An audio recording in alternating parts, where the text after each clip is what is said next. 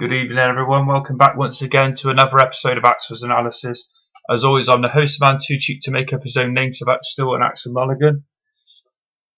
Not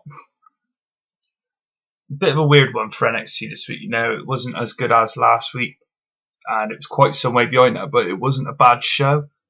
Last week's storyline progressed really well with everything. Every match had a purpose on the card.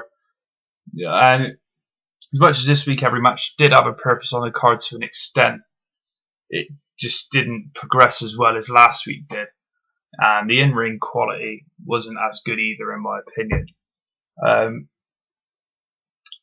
Weird thing that struck me straight away, like straight off the bat as soon as the show started, was Tom Phillips, Byron Saxton and Renee Young were on commentary again.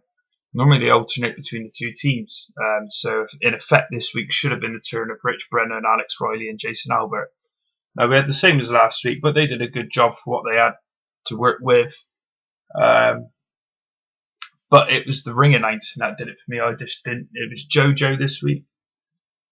And she was just fucking awful. She really was. Anytime somebody came out, guys, girls, she screeched their names at the top of her lungs and just, ugh. It was terrible. It almost made me want to mute it when the entrances were being done. It was awful. I didn't like it at all. First match of the evening was the Vaudevillains versus Enzo and Cass. Typical Enzo and Cass match where they get a little bit of offense, or Cass gets a little bit of offense. Actually, to be fair to him, Enzo did this week. Not much as usual, but he got a little bit. But as usual, they end up on the losing side, unfortunately. The Vaudevillains won with the sentons that they hit. But it was the post-match that was more interesting than the match itself, where the Enzo and Cass were sort of backing up the ramp after the match. Zoe was holding the back of his head, like selling the sentons that he just took, and the Legionnaires attacked them from behind. They basically managed to isolate Zoe and slide pulled out hair clippers, shaved off half of his beard, threw him back to Cass, backed up the ramp like, yeah, we are the French winners kind of thing. That's my awful French accent, sounded probably more fucking German than French, but never mind. Enzo sort of freaking out because half of his beard's gone, after Cass pointed it out to him. We'll have more on that later because there was another little segment later on to do with this, so I'll talk about that more later. Match itself was just, it was a typical Enzo and Cass kind of tag team match, really, unfortunately. It lasted 2 or 3 minutes. Not much going on. Didn't really notice much from the Vaudevillains aside from the finishers, really, which was a bit of a shame because they could both work the ring. But it's just a shame that the tournament match itself took a backseat to another storyline. Anyway, next segment was Triple H came into the ring. Really loud NXT chants, like NXT, NXT, as he gets into the ring. He gets on the mic and he says it's an exciting time to be in the WWE, and NXT has become the brand of the WWE network, which he's right, it has. So he says, well, it's about time that NXT once again takes over, and obviously you get a big cheer from the crowd to, they know that we've got the next NXT takeover event coming up. It's going to be on September the 11th, 2-hour event as usual. All the titles are going to be on the line. He also says that we'll get a new NXT general manager next week, and he'll be overseeing takeover. The new general manager, as I say, will be unveiled next week. And Tripp says, for anyone who loves NXT now, for anyone who loves NXT now, will know that when the new GM arrives, we'll have seen nothing yet. So it kind of tells you that the next general manager is like quite big on NXT, knows that the future, he knows what to do with the future of the company and how to promote it and work it. I know it is, I'm not going to spoil it for you there. But it seems like TakeOver could become NXT's version of WCW Clash of the Champions, where you have an event every 2 or 3 months or 3 or 4 months. I'm not going to complain.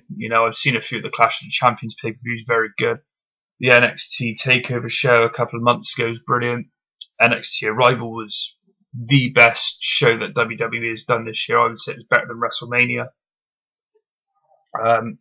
And it's just good to get these young talents some exposure. The WWE Network's now live in something like 170 or 180 countries. It's coming to the UK October the 1st. So yeah, it's good that these guys are getting some exposure, guys and girls, that they're getting this exposure. To work in front of a worldwide audience, because they've possibly not had that in recent months or recent times.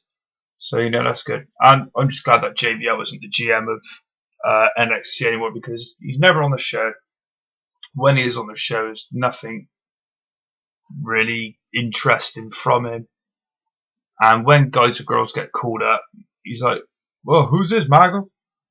And Michael Cole's got to fucking explain to him who so and so is, unless it's Bo Dallas, of course. He knew who Bo Dallas was.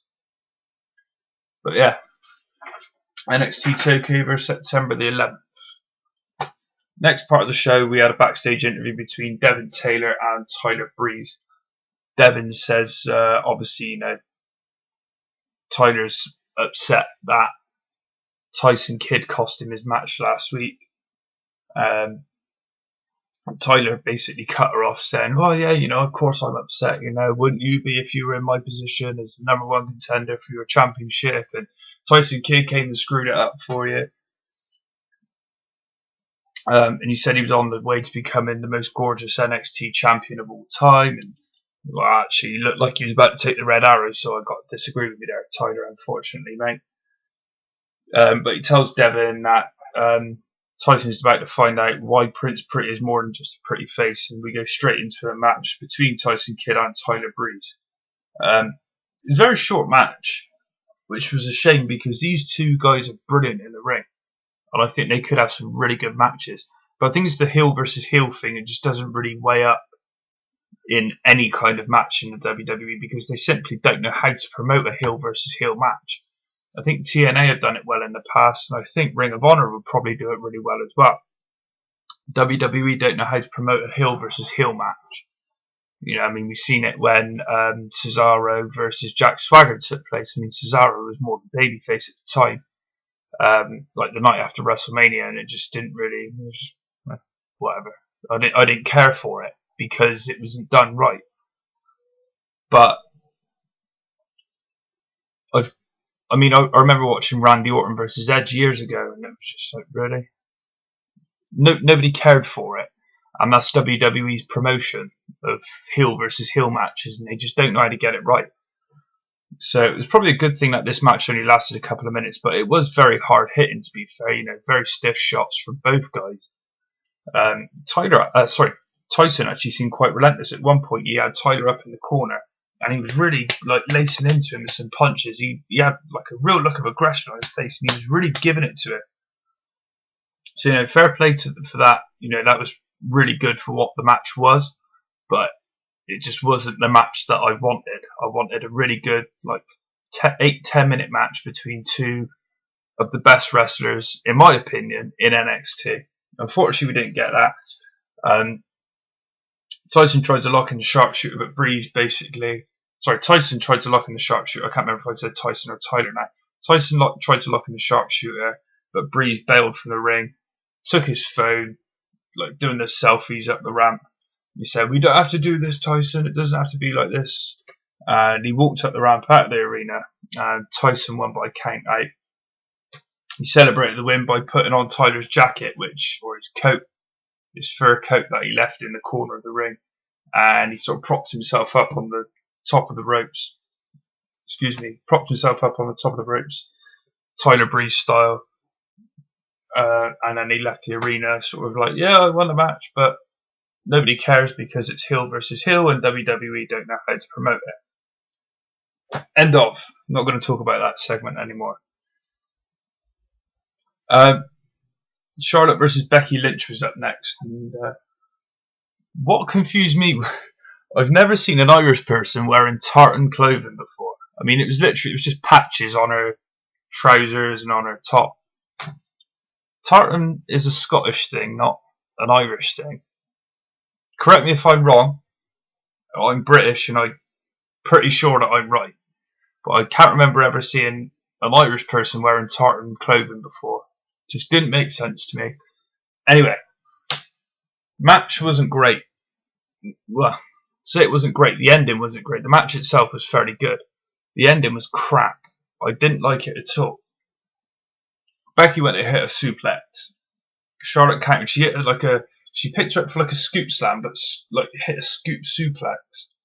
And I thought that was quite impressive, actually. I've never seen that done before, or at least to memory, anyway. Becky then scrambled, got onto her hands and knees. No dirty comments from any of you gentlemen out there. And Charlotte started walking around the ring. 5-6 seconds have passed, and she hits a bow down to the Queen. It might seem like 5 or 6 seconds, but 5 or 6 seconds in a wrestling match is quite a long time. And it soured the ending of the match. You know, as soon as she's in position for it, as soon as Becky's in position to take the move, Charlotte should have been bam, cut her. Oh, 1, 2, 3. But instead it just made Becky look quite weak. That she couldn't avoid a move that was delayed by 5 or 6 seconds. Didn't understand why Charlotte did that. That's one thing she does need to work on, is her timing. You know, she's won me over as a fan of her wrestling, but her timing for certain things needs to be a lot better than what it is, because it's not great at the moment. You know, if she can work on that, she could be one of the best divas in the company, but she didn't need to do this walking around the ring. She should have just waited, like sort of poised and maybe taunting her, like how Christian used to hit the kill switch maybe, or something like that, you know, just sort of with her arms out, and then bam, somersault cutter, 1, 2, 3, won the match. I just don't understand the walking around the ring. Just didn't make any sense to me. But as I say, it was a fairly good match. I can't take that away from the two of them. You know, they both worked quite well. Looking forward for Charlotte, I'm guessing that with the announcement of all the titles being on the line at TakeOver, she'll be facing Bayley, obviously after her #1 Contenders win last week against Sasha Banks. So I'm guessing that match will take place at TakeOver. Next part of the show, this is what I was on about earlier. Enzo and Cass come back down to, they sort of stand up on the stage at the top of the ramp. And I'm going to read a little transcript from what Enzo said, because he's just so creative on the mic. I loved it. He said, "I am Smack Talker Skywalker, and I've got a razor lightsaber for a hater." And I just thought that was brilliant, because it's just so random, but it works so well for the little bit that he's got going on right now with the Legionnaires. Excellent work on the mic, as always, from Enzo. Basic point of the promo was he went on to challenge Sylvester Lefort to a match at TakeOver in a hair versus hair match, or he challenged him to a hair versus hair match. So it could be quite a nice little filler for the show, you know, if it's only like a 6 or 7 minute match. But, you know, obviously you can expect to see Cass and Marcus Louis getting involved somehow. And I'm looking forward to it. I like Enzo.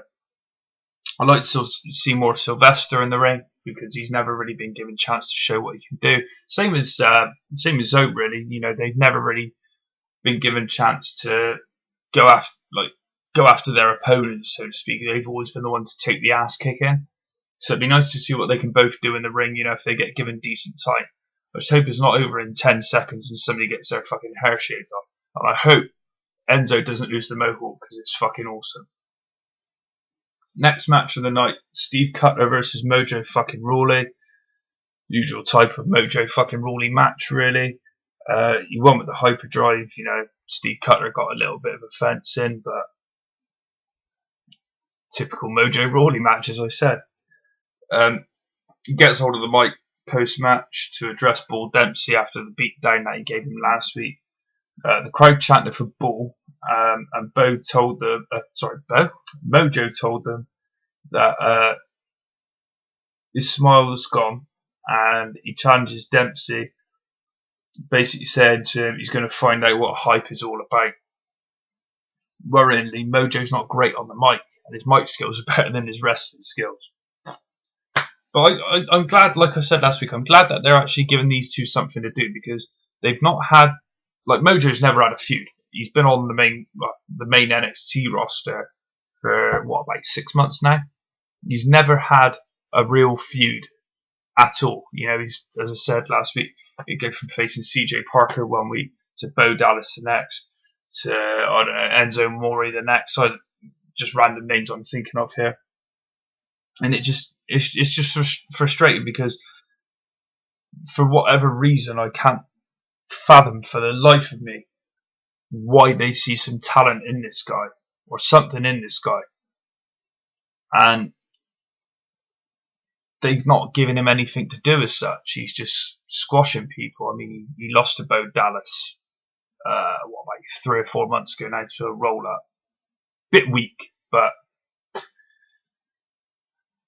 the same with Bull Dempsey. I don't really rate him as such. I like the idea of the gimmick. I don't like the person portraying the gimmick, because he's not a great wrestler, in my opinion.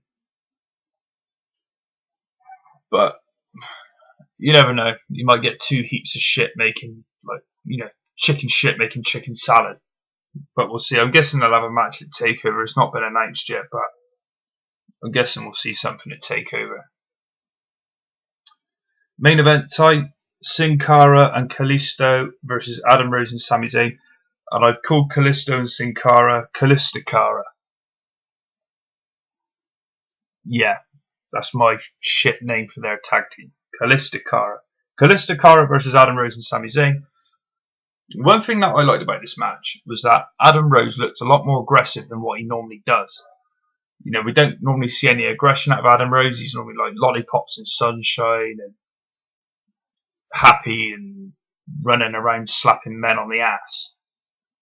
That's Adam Rose. But this was more of like, I wouldn't say it was more Leo Kruger like, but there were Leo Kruger traits definitely in his performance here. You know, he wasn't happy-go-lucky the whole match, which I didn't mind, to be honest with you. I mean, I do like Adam Rose as a wrestler.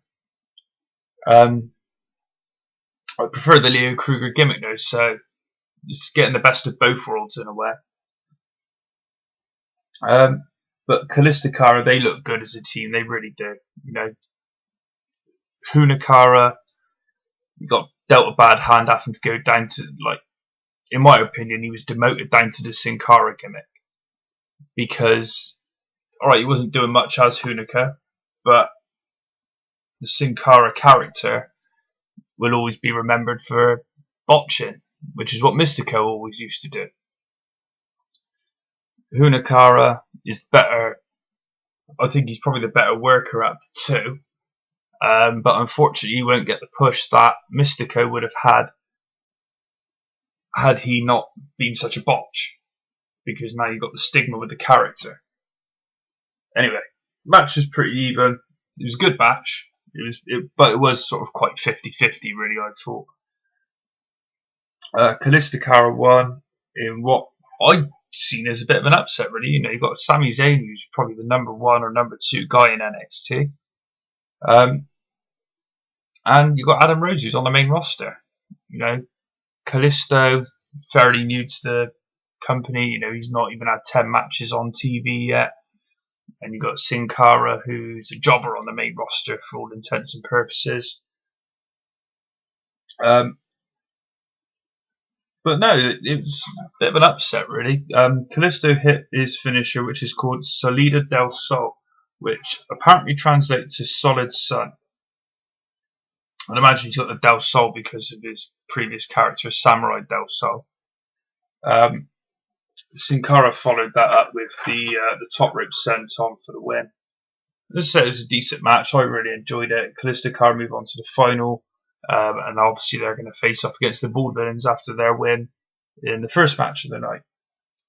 But it was weird seeing Adam Rose took the pin. It was weird seeing it because he's not had it since he's taken on the Adam Rose character. I think I read somewhere the other day, somebody on Twitter was saying that under the Adam Rose gimmick on TV, He's 43-0. Now, I can't remember seeing him have 43 matches, but I don't watch main event and superstars, so I probably missed a few. But no, it was just weird seeing him take the pin. And what surprised me even more is that I expected to see Tyson Kidd get involved because he's got recent history with both Sami Zayn and with Adam Rose. I just thought it was a bit strange that he didn't get involved to cause the loss. Don't get me wrong, I'm glad it was a clean win, because for whatever you want to put on wrestling, you can't substitute a clean win. You know, if somebody sort of interrupts in the match, it just sours it unless it works well for storyline. But in my opinion, you just can't. There's no substitute for a clean win. I love seeing a clean win. Overall rating of the show, giving it 6.5 out of 10. Not as good as last week, but still, you know, as I said earlier, it was decent enough. Next week, we've got the new NXT General Manager to be revealed. As I said, I know it is, but I'm not going to tell you. And hopefully, I'm guessing we'll see more build up to TakeOver. I don't know when the final of the tournament's going to be, whether that be next week or the week after. I'm not sure, but you know, hopefully we'll see like a number one contender name for Adrian Neville. You know, obviously we'll get the new tag team champions announced as well. The new tag team title number one contenders announced. And I'd like to see the Ascension face a credible team before TakeOver, because otherwise it's just going to be like, you haven't beaten a proper team in months and now you're just going to beat a proper team. It just wouldn't make most sense to me. Just one bit of news this week, and it's something that I'm actually really glad about. It actually made me tune in to watch SmackDown when I read about this, because as I said last week, I've been sort of turned off of the main roster because it's just shite at the moment. SmackDown was decent this week, and one of the things that made it so good for what it was a fresh voice on commentary, none other than NXT's very own Tom Phillips. Thank you, God. He did a really good job, to be fair to him. You know, I'm not just saying this as an NXT guy. Tom Phillips, I thought he was brilliant. Michael Cole put him over well. JBL put him over well. In all fairness to him, he gave him like the right time on the mic. Michael Cole he was a bit. I think he's sort of stuck between two worlds, really. I mean, obviously he's there to help Phillips out. Maybe he was talking a bit too much when it should have been Phillips talking, but hopefully over the next few weeks or months or whatever, you know, they'll phase that out, keep Michael Cole away from SmackDown and just have Phillips and JBL, or I'd like to see JBL just fuck off and have William Regal on there with Phillips or Saxton. But hey ho, as I said, I'm pleased for Tom Phillips. You know, I think he's a really good announcer. In my opinion, as I said earlier, he's the best play-by-play guy the WWE's got to offer. So, you know, we'll see what he brings to the table over the next few weeks and months. I'll certainly be tuning into SmackDown more often just to check on his performances, because I've been ranting and raving about this guy for weeks on this show. I mean, I'm up at episode 15 or 16 now. And anytime Tom Phillips has been on the show, I've just been nothing but full of praise for the guy. So I'll certainly be watching SmackDown more often now. On to the birthdays. We've got August the 18th, which was my youngest brother Alex's birthday. I highly doubt that he's listening to this, but anyway, happy birthday, Alex. August the 18th, Dr. Tom Pritchard, 55, and Percy Watson, 33. August the 19th, Lillian Garcia, 48. Yes, you heard that correctly. Lillian Garcia is 48, still looking hot. August the 21st, Pat O'Connor. He didn't work for the WWE, but legend, so I got to include this guy. Pat O'Connor would have turned 90. Nathan Jones, remember that guy, Nathan Jones? He turned 45. Eve Torres, 30, and Adrian Neville, 28. August the 22nd, Paul Ellering, the former manager of the Road Warriors, turned 61. And Jimmy and Jey Uso, 29. Today, August the 23rd, is the 46th birthday of Funaki, SmackDown's #1 announcer. And August the 24th, tomorrow, Rocky Johnson turns 70 and Vincent Kennedy McMahon turns 69. Happy birthday, Vince. And his nomination to nominate Kermit the Frog, brilliant, Vince. I love it, because Kermit the Frog's ALS Bucket Challenge video is the best one I've seen yet. I find it hilarious. Although I don't know if Donald Trump did it, so I'm going to have to try and find that out. I'd love to see Donald Trump just covered in water to hopefully remove that blatant wig of his. And also we nominated Maria Menounos, so yeah. I think we'd all like to see Maria Menounos wet in more ways than one. This week's Grappling Great, Ed the Strangler Lewis. New portion of the show what I added a few weeks ago. I covered Tom Jenkins, George Hackenschmidt, Frank Gotch, and now the next big name in wrestling, Ed the Strangler Lewis. Born on June 30th, 1891 in Nakusa, Wisconsin. His real name was Robert Friedrich. I think he's obviously got some sort of European heritage somewhere along the line in his family. Began wrestling at age 14 using the name Ed the Strangler Lewis as a tribute to the 1890s wrestler Evan the Strangler Lewis. Another reason is the possibility that he was the first person to use the sleeper hold. Evan Strangler Lewis used a stranglehold, but Ed the Strangler Lewis used what's now called the sleeper hold, and it was a combination of like a side headlock and a stranglehold. So what the two moves were back then have evolved into what we now know as the sleeper hold. He was 1/3 of the famous Gold Dust Trio, which he formed in the 1920s with promoters Tootsmont and Billy Sandow. And for those who don't know where the name Damien Sandow came from, it came from Billy Sandow. Billy Sandow was a good friend of Vince McMahon Sr. He was kind of like a mentor to him in his early days as a promoter. And it was just a tribute to Billy Sandow when Damien Sandow, the Damien Sandow character was created. They formed a travelling show, which basically revolutionised the business to what we know today, where their shows started to become scripted or worked, and people still thought it was legit until I don't remember the name of the person. I just thought of this off the top of my head now. Somebody basically went to, I think it was the New York Times or the New York Sports newspaper, or whatever that was called at the time, basically revealed all the secrets of professional wrestling once it had taken on this worked role as opposed to being straight up shoot. Lewis won the first of his 6 World Heavyweight Championships from Joe Stecker on December the 13th, 1920. Stecker himself was a promoter, and he would quite often try to go up against the Goldust Trio in what was probably the first ever promotional rivalry. It would have been quite difficult for Stecker to do that at the time though, because the Goldust Trio had hundreds of wrestlers, signed contracts, and they would always get the best wrestlers that they could. Lewis was the kind of guy who he could lose a championship to a guy, just any old regular guy, to put them over to make them look good.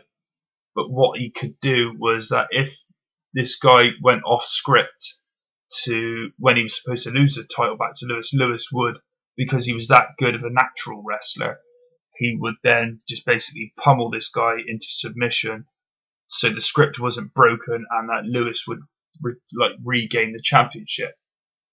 And he's been quite often regarded by quite a few names, Vern Gagne for one, Lou Thez, Mae Young, have all said that Ed Lewis was the best wrestler of all time. I'd like to try and I have managed to find one of his matches on YouTube. I would like to find more though. Lewis befriended a young wrestler by the name of Lou Thez, who I just mentioned, and he basically trained him as a protege. He went into semi-retirement in 1935, but came out of retirement in 1942 at the age of 51. And believe it or not, it was despite the fact that he was legally blind.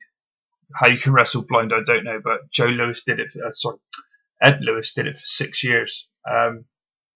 He finally retired permanently in 1948, and he would become the manager of his friend, protege, and at that time NWA World Heavyweight Champion Lou Thesz. He would often rely on his wife in his personal life, he would often rely on his wife to do his day-to-day tasks for him that he couldn't do because of his disability or his sight impediment.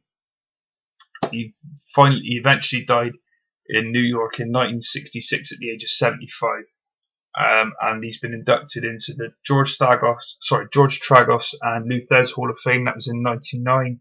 The Wrestling Observer Hall of Fame in 1996, and Professional Wrestling Hall of Fame and Museum in 2002. So there you go. There's a bit of a background for you on how the Strangler lives. What I might do next week is the Gold Dust Trio, because that's always been a story that's really interested me. Obviously, I touched on it briefly there, but there's tons of pages about it on the internet where I can do enough research to be able to fill this section for next week.